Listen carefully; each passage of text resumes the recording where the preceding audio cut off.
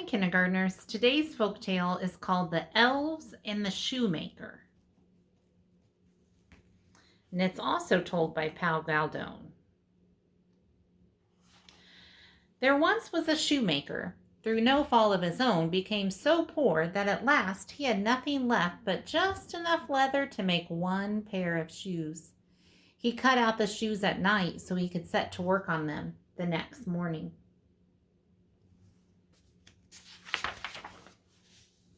Because he had a good conscience, the shoemaker laid himself down in bed and fell asleep at once.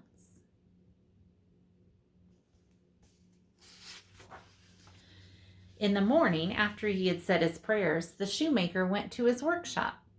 There he found the pair of shoes made and finished and standing on his table. He was very much astonished and could not tell what to think. He took the shoes in his hand to examine them more carefully. They were made so well that every stitch was in the right place, just as if they come from the hand of a master workman. I wonder who did it while he slept.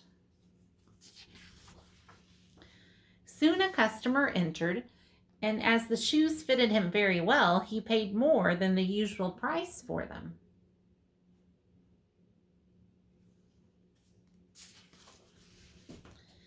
Now the shoemaker had enough money to buy leather for 2 more pair of shoes.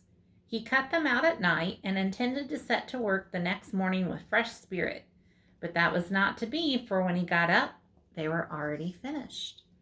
A customer soon bought them and gave the shoemaker so much money that he was able to buy enough leather for 4 more pairs.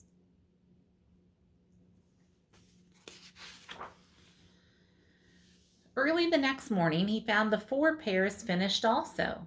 And so it always happened. Whatever the shoemaker cut out in the evening was finished by the morning, and soon he was making a very good living.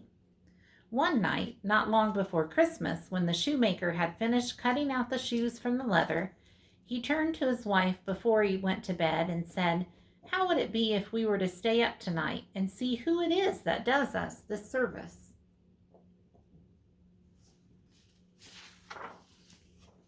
His wife agreed and set a candle to burn. Then they both hid in a corner of the room behind some coats that were hanging up. They peeked out between the coats and began to watch.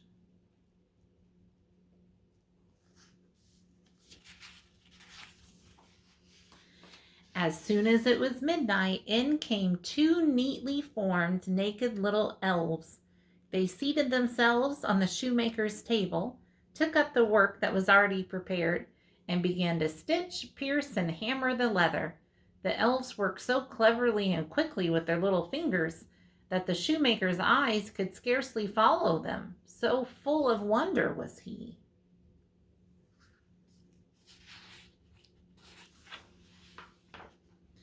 The elves never stopped until all the shoes were finished and were standing ready on the table. Then they jumped off and ran off. So who was working on the shoes? The elves. The next morning, the shoemaker's wife said to her husband, "Those elves have made us rich, and we ought to show them how grateful we are. With all their running about and nothing to cover them, they must be very cold." She smiled. "I tell you what, I will make little shirts, coats, waistcoats, and breeches for them, and knit each of them a pair of stockings, and you shall make each of them a pair of shoes." The husband consented willingly, and that night, when everything was finished, they laid the gifts on the table instead of the cut-out leather. Then they hid themselves so they could observe how the elves behaved when they saw their presents.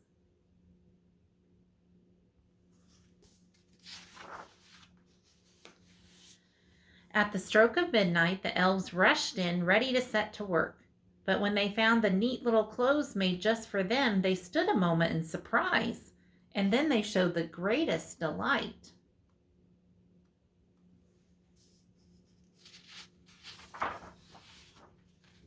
Quickly they took up the pretty garments and slipped them on, singing, "What spruce and dandy boys are we, no longer cobblers will we be."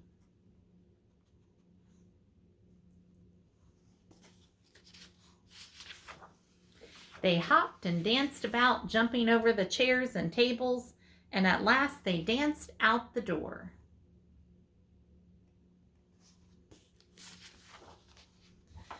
From that time on, the elves were never seen again, but the shoemaker and his wife prospered as long as they lived.